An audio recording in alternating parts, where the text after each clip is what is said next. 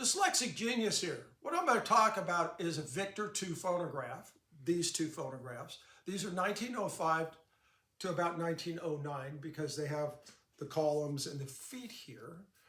This one is serial number is roughly 22,000 and this one's roughly 25,000. These are both humpbacks, right?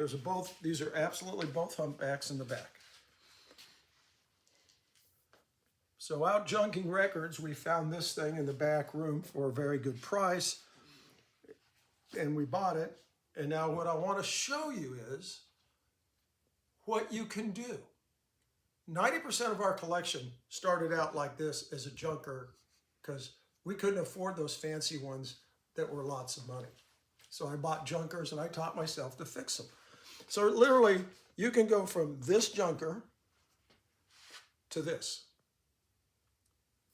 And it takes a lot of work. And you know, if you don't want to nickel your stuff, you can send your stuff out. So let's start with a nickel. The bullet break here is all rusted out. It's frozen in place. The speed control's right, but why do we have a new speed control knob? To me, somebody tried to make this thing run at one time. So in our videos, we have how to remove rust with evapor rust, so you can do all that work. You can send all the nickel out. You turn it around,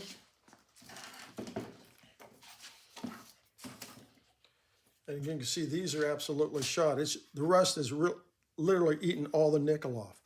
Now the back bracket is in good condition except extremely dirty.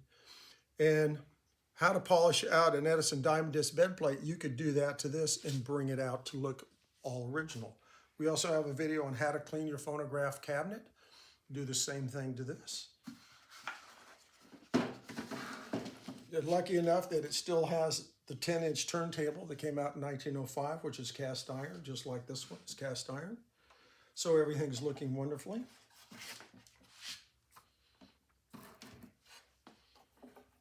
But the fun is, when we open this up,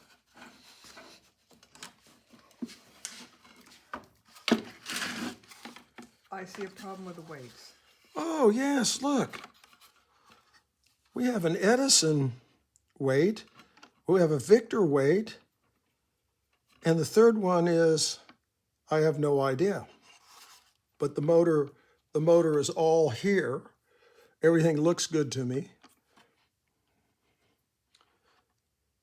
This screw here that holds the ball bearing in here is coming out, and that's why the turntable is rubbing on the top of the cabinet, if you can see that. That's why the turntable is sitting loose. Oh, because that's... Yeah. But everything looks good. These are great, Victor IIs are great machines. They sold new for $30. So say you've done all the work. Now that's what your motor should look like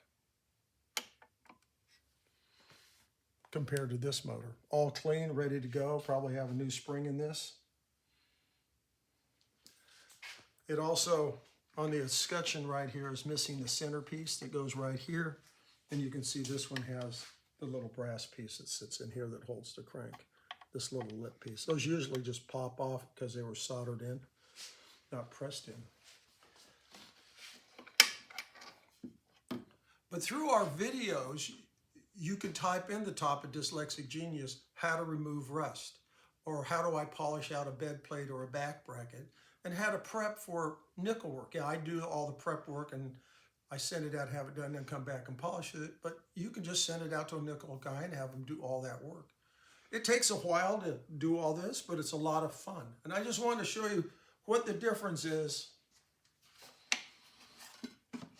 in unrestored to restored.